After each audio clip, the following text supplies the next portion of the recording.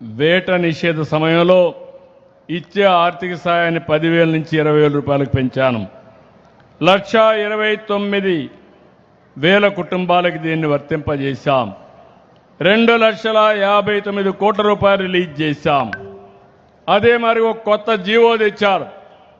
ఎవరైతే చెరువుల్లో మత్స్యకారులు చేపలు పెట్టుకుంటే దాన్ని క్యాన్సిల్ చేసి వేరే వాళ్ళకి ఇస్తే దాన్ని వస్తానే క్యాన్సిల్ చేసి మళ్ళా మత్స్యకారులకే ఇచ్చాను. ఇది కాకుండా నేను ఒకే ఒక విషయం చెప్తున్నాను.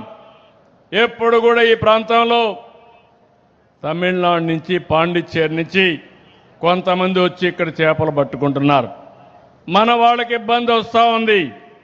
ఒకప్పుడు నేనున్నప్పుడు దగ్గర నిఘా కోసరం ఆ రోజు మీరు చూస్తే 20 బోట్లు పెట్టాం, నిఘా పెంచాం. వైఎస్ఆర్ కాంగ్రెస్ పార్టీ వస్తానే నిఘా పోయింది. వీళ్ళు ఏమాత్రం యాక్ట్ చేయలేదు. ఇక్కడే తిరుపతి కలెక్టర్ ఉన్నాడు, నెల్లూరు కలెక్టర్స్ ఉన్నారు. అందరి కలెక్టర్లకు ఆదేశాలు ఇస్తున్నా ఈ ప్రాంతంలో ఉండే చేపలు ఈ ప్రాంతంలో ఉండే మత్స్యకారులే పట్టుకోవాలి తప్ప వేరే వాళ్ళు కాదని మరొకసారి మీ అందరికీ విజ్ఞప్తి చేస్తున్నా. ఇప్పుడే 2 బోట్లు ఇచ్చాం, ఇంకా 3-4 ఇస్తాం. ఎన్ని కావాలన్నా పెడతాం, నిఘా పెంచుతాం. ఈ ప్రాంతానికి ఎవరు వచ్చినా అది కరెక్ట్ కాదు.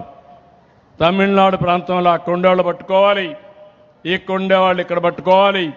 అంతేగాని ఈ ప్రాంత మత్స్యకారులకు దెబ్బ తగిలే విధంగా ఎవరు వచ్చినా ఈ ప్రభుత్వం సహకరించదని చెప్పి కూడా నేను మీకు తెలియజేస్తున్నా.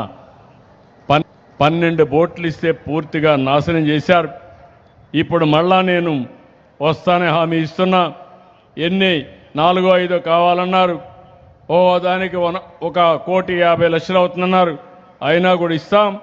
ఇచ్చి పూర్తిగా మిమ్మల్ని ఆదుకునే బాధ్యత, మిమ్మల్ని ప్రొటెక్ట్ చేసే బాధ్యత నేను తీసుకుంటానని చెప్పి కూడా నేను మీకు తెలియజేస్తున్నా.